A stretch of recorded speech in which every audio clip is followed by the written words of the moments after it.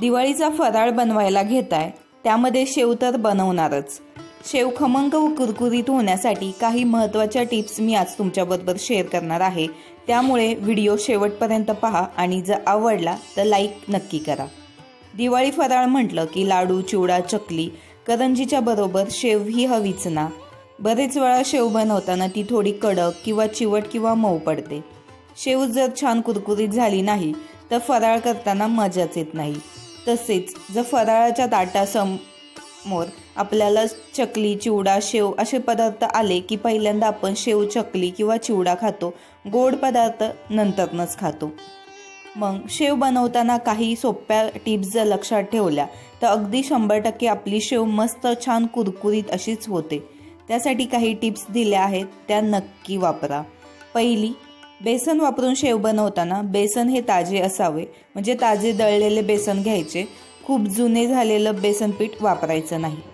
2, शेव बनवताना बेसन व मसाले 2 ते 3 वेळा छान बारीक चाळण असते त्याने चाळून घेतले तर शेव छान हलकी होते। लाल मिरची पावडर फार गडद रंगाची घेऊ नये, नाहीतर शेवला जो कलर येतो तो थोडा काळपट दिसतो।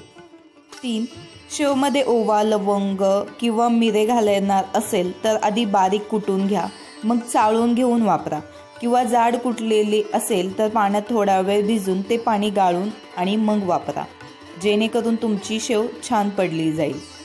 4, शेवचे पीठ फार वेळ भिजत ठेवू नये, भिजवलेल्या पिठाची शेव लगेच करून घ्यावी, पीठ चांगले मळून घ्यावे।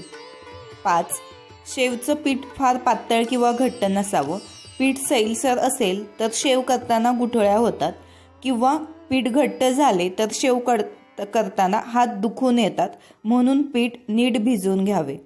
6, शेव तेलात घालताना तेल नीट गरम करून घ्या, किंवा तेल गरम झाले की नाही ते चेक करा, मगच शेव तेलात घाला। 7, शेव तेलात घालताना विस्तव मोठा ठेवावा, म्हणजे हाय फ्लेम ठेवावी, शेव तळून झाली की पेपरवर ठेवावी, म्हणजे तेल शोषले जाते। 8, शेव थंड झाल्याच्या नंतरच हवाबंद डब्यात भरून ठेवा आणि ह्या टिप्स नक्की वापरून पहा, तुमची शेव 100% कुरकुरीत होईल। जर तुम्हाला शेव बनवायची कशी हे माहीत नसेल तर त्यासाठी मी व्हिडिओच्या शेवटी 2 व्हिडिओ देत आहे, ज्याच्यात मी शेव बनवून दाखवलेली आहे। एकदम परफेक्ट रेसिपी आहे, एकदा नक्की बनवून पहा आणि व्हिडिओ आवडला असेल तर लाईक करा, शेअर करा, त्याचबरोबर चॅनलला नक्की सबस्क्राईब करा।